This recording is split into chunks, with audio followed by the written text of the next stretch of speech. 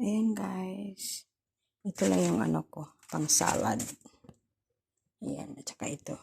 Maliit na tomato. Ayan. So, gagawin natin is mag-slice tayo ng pipino at saka itong bell pepper at saka itong lettuce at saka tomato. 4 lang ang gusto ng amo ko. 4 lang yung gustong gagawin ko. So, mamaya ipakita ko sa inyo ang kinalabasan. Okay? Ayan guys, halos matatapos na tayo. mahirap lang siyang hawakan. So, actually matatapos na tayo. Yan ang 4 na ito. Yan. Tsaka pepino, tomato na madaliit. Yan, di ba? Yan lang ang gusto niya.